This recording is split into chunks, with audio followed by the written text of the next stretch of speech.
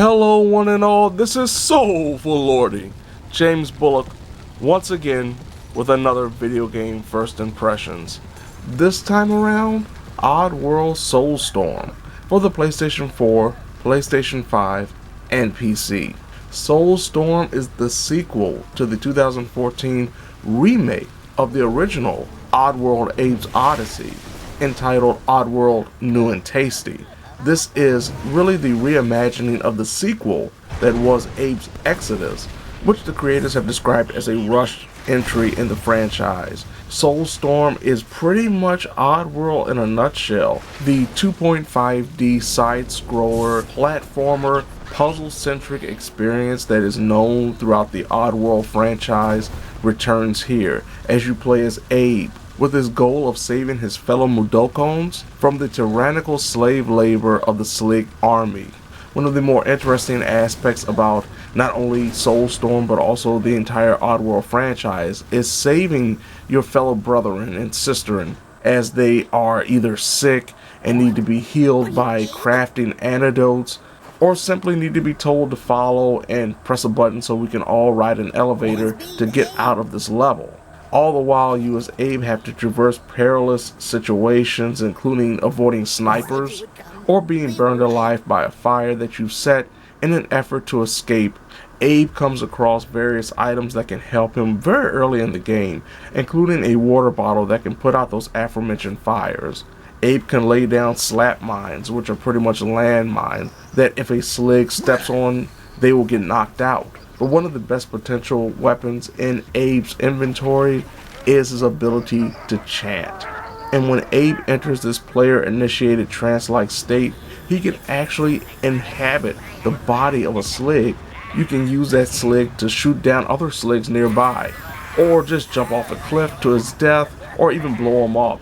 But you cannot overuse this ability because of the fact that there is a timer attached to it, as well as the fact that there are certain sections of a level where they have these machines that will prevent the chant from moving whatever direction the player sees fit. There is a stealth system as well, which activates with the touch of a button, as you can creep across various areas to avoid waking up or alerting certain enemies, especially if they're knocked out or sleeping. It works perfectly fine, as well as the ducking and rolling system that has Abe turn into a version of Sonic the Hedgehog, just a lot slower. Like so many platformers from generations ago that are coming back into the forefront nowadays, this game features some brutal difficulty if you're not prepared, a lot of trial and error, and most importantly to understand, you will die a lot.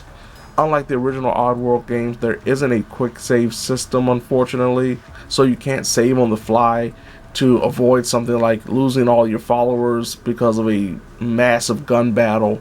But there is a checkpoint system that is pretty generous, and depending on where you are in the level, usually if you die, the checkpoint is pretty much nearby. Another interesting gameplay aspect about Soulstorm that is actually different from the original Oddworld games is the fact that there is a karma system, or a karma system, where depending on how many Mudokon you can save and how many sligs you actually kill will dictate your karma level after finishing each stage, which will mean the difference between getting the best ending possible and the worst. So you have to save your brethren as best you can, try to get that 80% completion, and of course try to be as stealthy as possible without killing sligs, because even though they are terrible individuals, it's sad to see them die.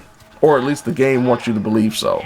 From a narrative and setting perspective, the game looks and sounds phenomenal. The story thus far is emotionally draining to a certain extent. It does have some comedy, especially when you look at the Mudokons, hear them talk and their frail, quivering voices.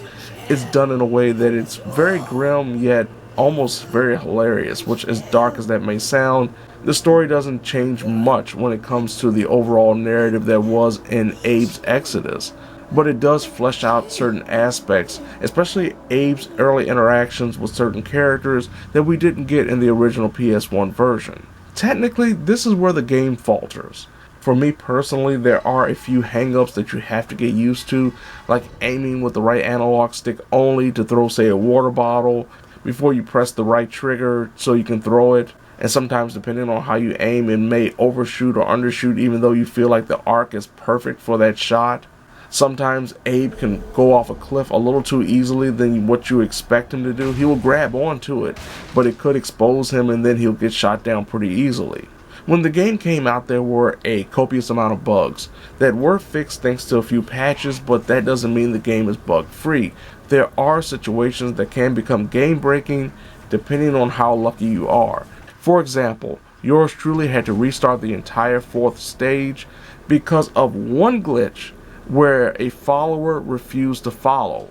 No matter what I did, no matter if I told him to come, no matter if I told him to stop and then start again, no matter if I even turned the game off and restarted it, and that prevented me from being able to activate the elevator, which meant that I couldn't progress through the level, which meant I had to restart the whole level, because restarting at the checkpoint didn't fix the problem either. And those type of situations are actually common when it comes to this game from what I've seen thus far.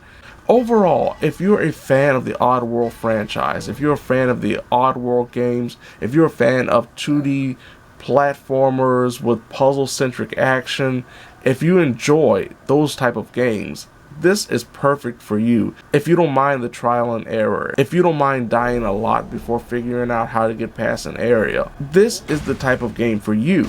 If you're frustrated very easily, if you don't care for games like this, old school platformers, then more than likely skip it. But if this is your type of game, I will warn you right now, maybe wait a few weeks, see how the patches do, if they improve some of the big errors and flaws when it comes to the gameplay and potential technical glitches that could impede your progress. But if you can't wait, I think this will be a very enjoyable experience until the game decides it doesn't want to function properly anymore. So there you have it. This has been Soulful Lordy, James Bullock, once again with another video game first impressions, Oddworld Soulstorm, for the PlayStation 4, PlayStation 5, and PC. Now, if you don't mind, once again I have to restart this level after dying multiple times and my Mudokon deciding that he just didn't want to follow me.